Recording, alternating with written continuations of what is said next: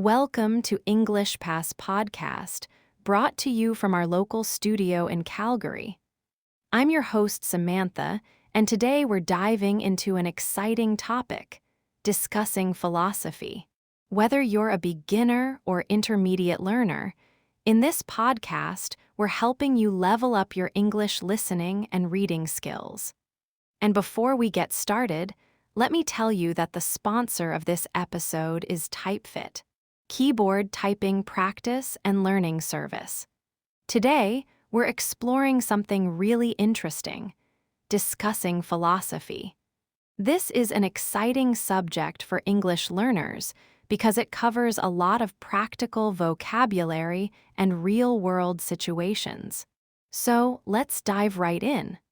Philosophy is often misunderstood as a dry subject reserved for dusty libraries and professors in elbow-patched jackets. But in reality, it is a living, breathing activity that happens every time we ask a deep question about our lives. At its core, discussing philosophy is the practice of exploring the fundamental nature of knowledge, reality, and existence. The word itself comes from the Greek words philo, meaning love, and sophia, meaning wisdom. Therefore, when we engage in a philosophical discussion, we are literally participating in the love of wisdom. It is not about having all the answers, but rather about the process of asking better questions. If you have ever wondered why some things are considered right while others are wrong, or if you have questioned whether the world we see is actually real, you have already started practicing philosophy. To discuss philosophy effectively, one must understand that it is different from a simple argument or a casual chat about the weather.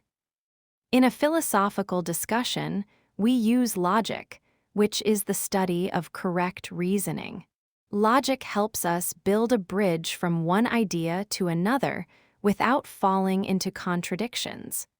When we talk about logic, we are looking for the internal consistency of an idea. For instance, if you say that you believe in total freedom for everyone, but then you suggest that people should be forced to wear certain clothes, a philosopher would point out the logical inconsistency in your statement. This kind of deep analysis is the heartbeat of any philosophical conversation. One of the most famous ways to discuss philosophy is through the Socratic method, named after the ancient Greek philosopher Socrates. Instead of giving a lecture, Socrates would walk around the public squares of Athens and ask people questions until they realized their own assumptions were flawed. He believed that the first step to wisdom is admitting that you know nothing. This humble approach is essential for modern learners. When we discuss philosophy today, we should try to be like Socrates. Instead of trying to win a debate, we should aim to uncover the truth together. This cooperative search for truth is often called a dialectic, a word that describes a discourse between people holding different points of view about a subject, but wishing to establish the truth through reasoned argumentation. Let us look at some real-world examples of how these discussions happen in everyday life. Imagine you are sitting with a friend and you start talking about whether it is ever okay to tell a lie. You might argue that a white lie is acceptable if it prevents someone from getting their feelings hurt. Your friend might counter by saying that honesty is an absolute duty regardless of the outcome. In this moment, you are discussing ethics, which is the branch of philosophy that deals with morality and how we should act toward one another.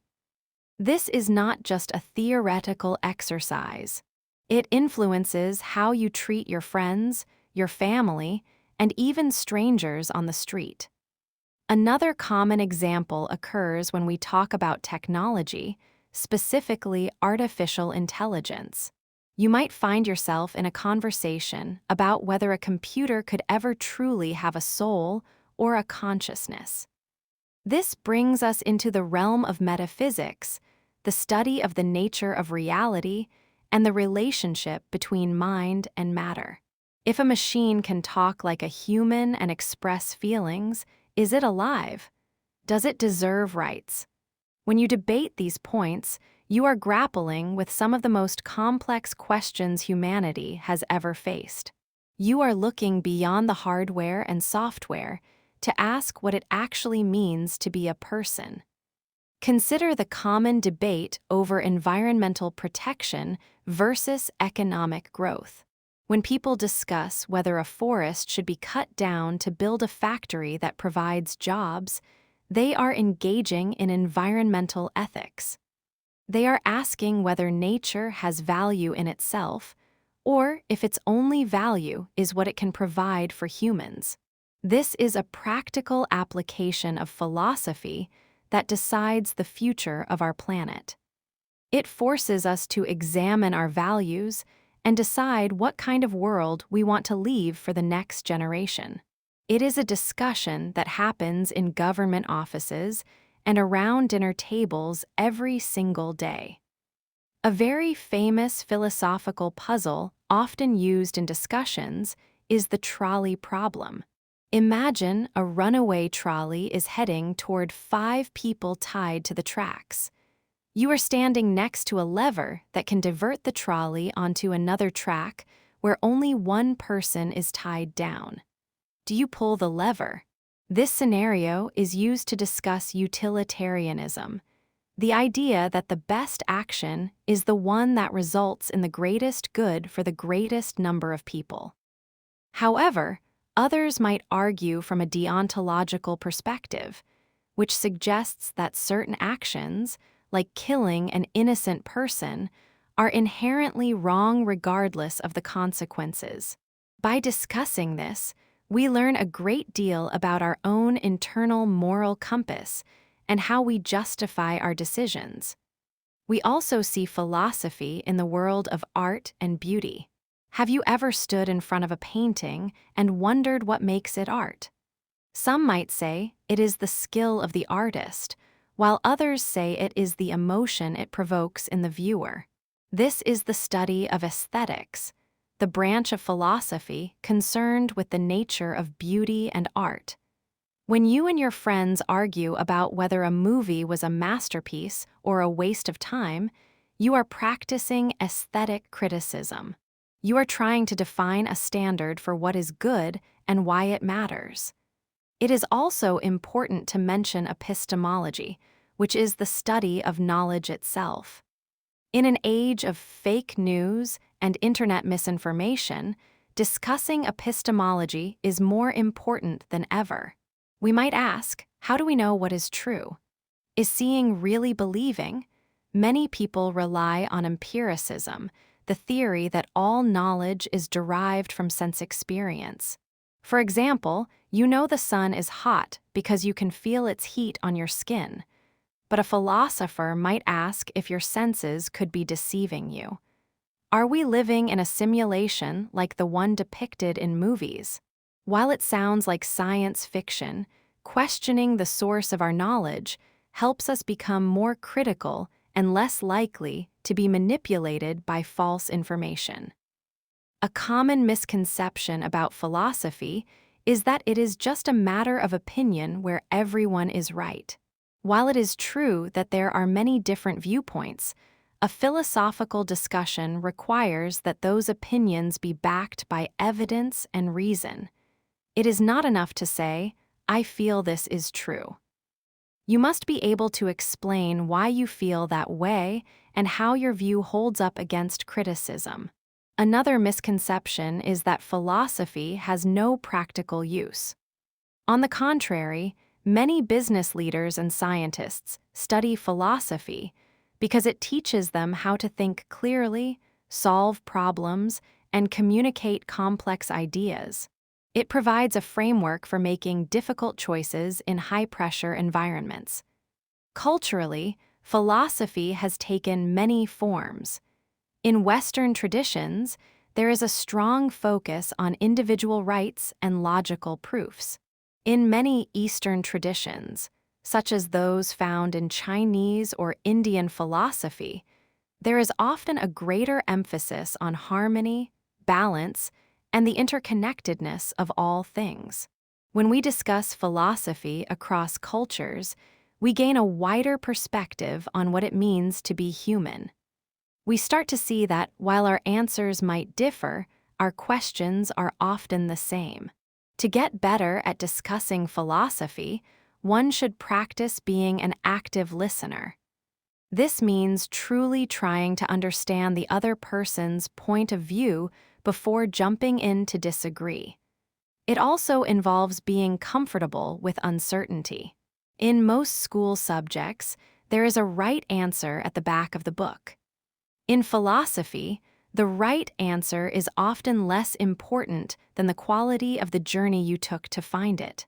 You might walk away from a 2-hour discussion with more questions than you had at the start, and in the world of philosophy, that is considered a great success. The beauty of these discussions is that they build empathy. When you sit down to discuss the concept of justice or fairness with someone who has had a completely different life experience than you are forced to look at the world through their eyes. You might realize that your definition of fair is based on your own privileges or background. This realization is the beginning of true wisdom. It allows us to build stronger communities because we are no longer just shouting our opinions at each other. We are trying to understand the principles that guide our lives. Ultimately, discussing philosophy is about taking nothing for granted. It is about looking at the world with the curiosity of a child and the rigor of a scientist. Whether you are debating the ethics of a new law, the meaning of a song, or the nature of time itself, you are participating in a tradition that spans thousands of years. You are joining the ranks of thinkers who have shaped civilizations and changed the course of history. All it takes to start is a single question and the courage to follow where the answer leads. Through these conversations, we do not just learn about the world. We learn about ourselves and our place within the vast, mysterious universe. It is a lifelong journey that turns the mundane moments of life into an extraordinary exploration of truth. And that's all for today's episode of EnglishPass Podcast. I hope you found this helpful. Remember to practice what you've learned and don't be afraid to make mistakes. That's how we improve. If you enjoyed this episode, make sure to subscribe and join us next time. Let me remind you that the sponsor of the episode is TypeFit, and I suggest to check the link at the description. I'm Samantha, and I'm excited to be your host for many more fascinating episodes to come. Until then, keep learning and keep growing. Goodbye.